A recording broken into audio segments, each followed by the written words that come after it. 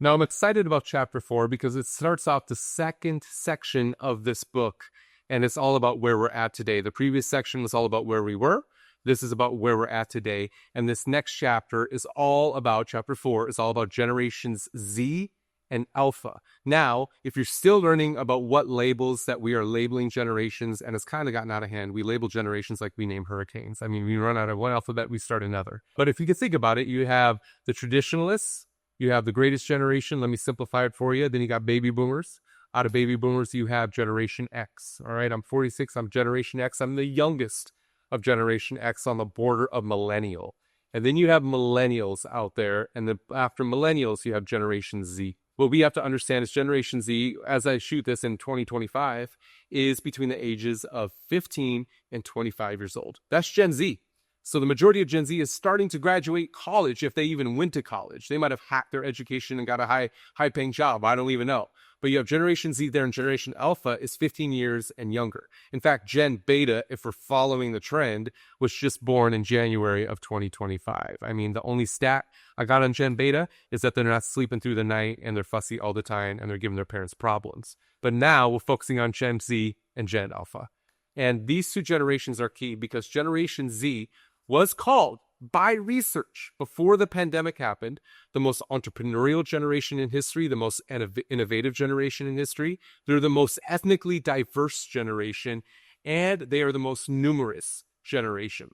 I believe they are literally the generation that the church has been praying for years, where they say, God, I pray that you would cause a generation to rise up that would be pragmatic, that would be innovative, that would be entrepreneurial with the gospel, that would be able to take the gospel to the ends of the earth. I believe that that is Generation Z. But what we've impacted with Generation Z and what we've seen impact Generation Z is the pandemic. Great disruption that set out the string of disruptions that haven't stopped since it started in 2020. The pandemic did, in effect, of what they made Gen Z, what millennials were towards the end of the millennial time, and that was hesitant. Because what happens when you got an innovative entrepreneurial generation that's willing to jump forward and move forward with what God has in their heart, being disrupted at every turn? They become hesitant. And as a result, Barna just dropped this a while ago, they became the anxious generation.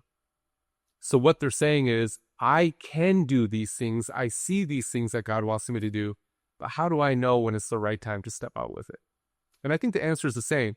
What does the environment of the world have anything to do with you moving forward with the call of God? Maybe the call of God and the vision he gave you is the very thing that you need and the world needs to see the change that they're so hungry to see in the world around them. So Generation Z, on the older part of it, is really facing a lot of disruptions, hesitation, anxiety through the roof. It's not helped by being on your phone. I mean, even after 15 minutes of looking at your phone, your brain not only rewires itself like it's learning a new language, but it drops the level deeper to depression every 15 minutes that follows. And with a generation on their phones for 4.5 hours a day outside of school, Google Maps, things like that, I mean, just imagine the levels of depression. And you no longer have a vibrant generation, but an anxious generation. Those disruptions, which impact Generation Z, are native to Generation Alpha. And here's the thing. Every generation that gets a disruption struggles with it. The next generation becomes native to it and normalizes it. Case in point, when you just had radios and after dinner people would sit around the radio and they would listen to their favorite radio show and look at each other and laugh and everything. They thought that the family unit was done when the television came out. A lot of articles came out and said, well, there goes the family.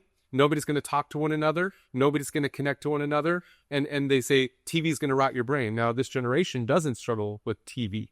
We've normalized it. We're native to it. It's not even a struggle. It was for the generation that got it, but not for the generations that followed. In the same respects, disruption, and that was usually technology, but in this case, disruption that hit Gen Z is native to Gen Alpha. They were born into it. Also, Gen Alpha is native to AI. Wow, they were born into a world with a technology that didn't exist 20 years ago, with a technology that didn't exist 5 years ago. Think about that. And everything we dreamed of with Gen Z, of being entrepreneurial, innovative, pragmatic, pioneering, is now being pushed to young Gen Z and older Gen Alpha. But now, here's the thing. That pragmatism, that innovation, is now infused with AI and Web3, which we're going to get into later, and that is completely changing the game. So this chapter sets up that conversation as we move forward.